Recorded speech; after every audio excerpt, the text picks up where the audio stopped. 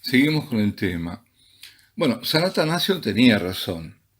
Tenía razón, aquella sola letra, aquella iota, representaba nada menos que la diferencia entre la cristiandad fundada sobre Jesucristo, el Verbo de Dios hecho carne, y una religión fundada sobre una criatura. Porque negar la divinidad de Cristo significa negar todo el cristianismo. Atanasio fue el gran defensor durante toda su vida y defensor de estos principios que había establecido justamente el Concilio de Nicea, no eran suyos. Y esto le costó varias condenas al exilio. Desde que fue nombrado obispo y patriarca de Alejandría, que fue en el año 328, hasta su muerte, que aconteció en el año 373. Estamos hablando, queridos hermanos, de la friolera de 45 años, toda una vida de duras persecuciones, pero por defender la verdad, defender la Iglesia de Cristo. Ahora, ¿qué ocurrió en el interín en Roma y en Bizancio, o Constantinopla? Pues bien, el Papa Julio I, que reinó del año 337 al 352, sostuvo con valentía la fe de Nicea, apoyando a Atanasio. A este Papa lo siguió Liborio, y solo un par de años antes asciende al imperio Constancio II, que era un filo arriano. Es aquí donde se acentúa la persecución al obispo alejandrino, a Atanasio. Al comienzo el Papa Liberio, hay que decir que apoyó la causa de Atanasio y le pidió al emperador que convocase primero un concilio en Ars y luego otro en Milán. El emperador presionó en ambos concilios y Atanasio fue condenado. Cuando el Papa iba a rehabilitarlo, fue exiliado a Tracia, donde permaneció allí 2 años. Y ahora viene la claudicación del Papa. Según el histórico contemporáneo Filostorgio, que por otra parte pertenecía a la corriente arriana, cuenta en su historia eclesiástica que Liberio pudo retornar a Roma solo después de haber suscrito una fórmula de compromiso que rechazaba el término católico homoousion. Por su parte, San Jerónimo, nada menos que San Jerónimo, en su crónica, afirma que Liberio, vencido por el tedio del exilio, después de haber suscrito la herejía, volvió a Roma en triunfo. Sin hubo duda, claudicó. Hacia el final del 357 escribe Atanasio: Liberio, después de haber sido exiliado, volvió luego de 2 años, y por medio a la muerte con la que fue amenazado, firmó la condena al mismo Atanasio, ¿no? San Hilario de Poitiers escribía en el año 360 a Constancio: yo no sé cuál haya sido la impiedad mayor, si su exilio o su restauración. Según opiniones de autoridad, Liberio se encontró, por un lado, por el sufrimiento del exilio, y por el otro, tentado por los halagos, por las solicitudes de 2 obispos arrianos, y se debilitó tanto al punto de ceder a la tentación, suscribiendo la condena de Atanasio y una confesión a un credo redactado por los arrianos. Aunque la herejía no era explícita en ese credo, pero era de los arrianos y no estaba el homoousion. Y escribió a los obispos arrianos orientales de haber recibido él la verdadera fe católica, que muchos obispos habían aprobado en Sirmio, justamente donde se promulgó ese falso credo. Es decir, apostató en el fondo. Hay que decirlo, ¿no? Aunque ha sido temporal, pero lo hizo. Bueno, San Pedro, hay que también pensar que había caído por una presuntuosa confianza en sus propias fuerzas, para que nosotros aprendiésemos, como dice Butler, que solo se puede estar en pie con humildad. Él creía que podía y al final lo negó 3 veces. Pero bueno, al final también murió, y como murió, ¿no? Algunos historiadores trataron de exculpar a Liberio, pero el cardenal, nada menos que el cardenal John Henry Newman, beato, no duda al decir que la caída de Liberio es un hecho histórico. Y así lo afirma en su obra Arians of the Fourth Century, Arrianos del siglo IV, y agrega: Todo hace pensar que Liberio había aceptado la primera fórmula de Esmirna del 351, es decir, del credo arriano. Él pecó, dice Newman, gravemente, evitando deliberadamente el uso del término más característico de la fe de Nicea y en particular el homoousion. Por lo tanto, aunque no se pueda decir que Liberio enseñase una doctrina falsa, hay que admitir que por temor y debilidad no rinde tributo a toda la verdad.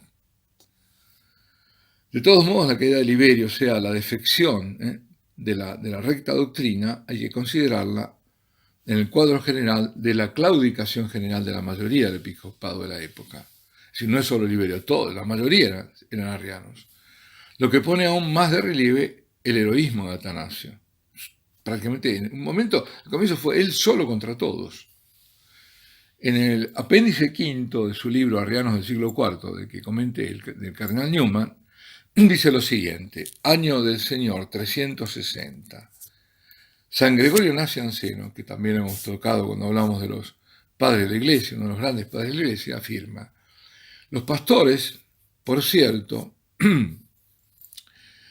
que hicieron locuras, ya que aparte de unos pocos, los que o por su insignificancia fueron ignorados, o por sus virtudes resistieron y fueron dejados como semilla y raíz para el reflorecimiento y renacimiento de Israel es la Iglesia, ¿no?, bajo la influencia del Espíritu Santo, todos creyeron al compromiso, con la única diferencia que algunos cedieron prontamente y otros después.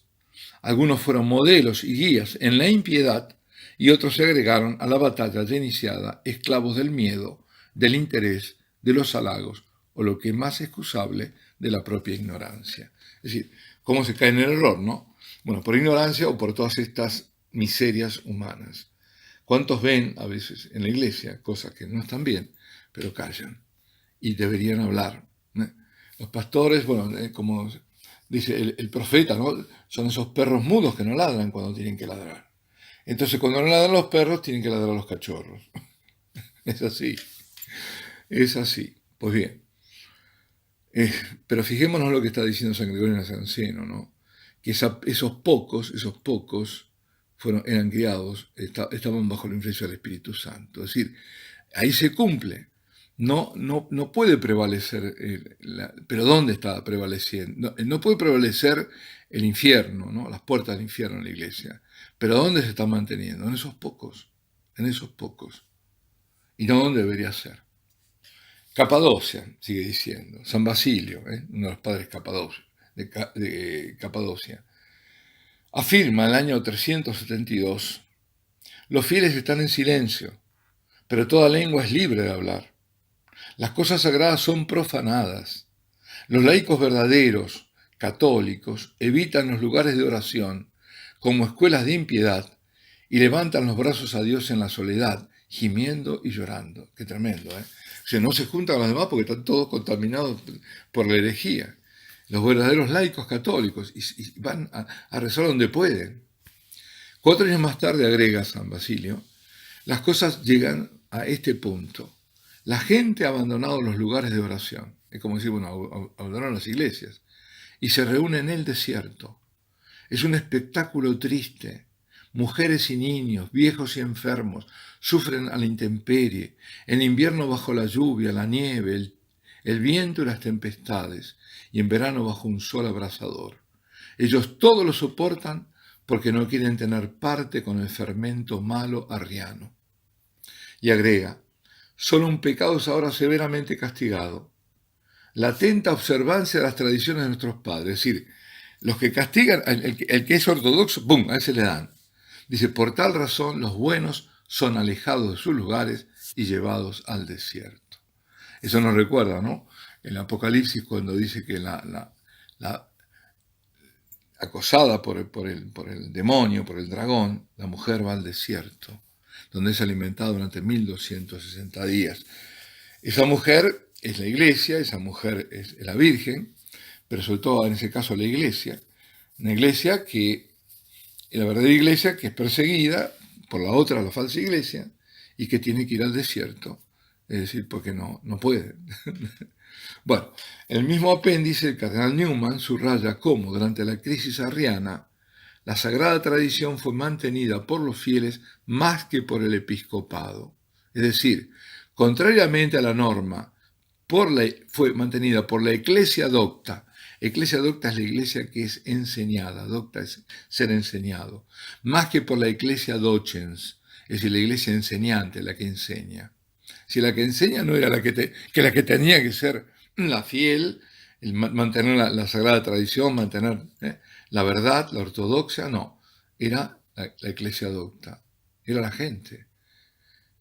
Dice textualmente: no es de poca importancia el hecho que, aunque desde el punto de vista histórico el siglo IV haya sido iluminado por santos y doctores como Atanasio, Hilario, los dos Gregorios, Basilio, Crisóstomo, Ambrosio, Jerónimo y Agustín, excepto uno, todos los otros son obispos, excepto Jerónimo, eran todos obispos.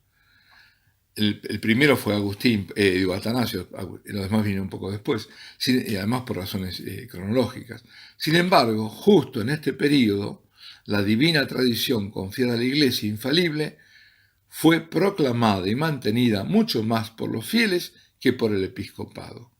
Lo que quiere decir es que, dice siempre Newman, en aquel tiempo de inmensa confusión, el dogma divino de la divinidad de nuestro Señor Jesucristo fue proclamado, impuesto, mantenido y, humanamente hablando, preservado mucho más por la Ecclesia Docta que por la Ecclesia Docens, que gran parte del episcopado fue infiel a su mandato, mientras el pueblo permaneció fiel a su bautismo, que a veces el Papa, a veces los patriarcas, metropolitas u obispos, a veces los mismos concilios, Newman no se refiere a los concilios ecuménicos aquí, sino a los concilios locales, declararon lo que no deberían haber hecho, o hicieron cosas que oscurecieron o comprometieron la verdad revelada. Mientras que por lo contrario, el pueblo cristiano, guiado por la providencia, fue la fuerza, es decir, en el fondo por el Espíritu Santo, ¿no? Fue la fuerza eclesial que sostuvo a Atanasio, Eusebio de Vercelli y otros grandes solitarios que no habrían resistido sin ese sostén. Hasta ese punto, dice, ¿no? Había un pueblo detrás.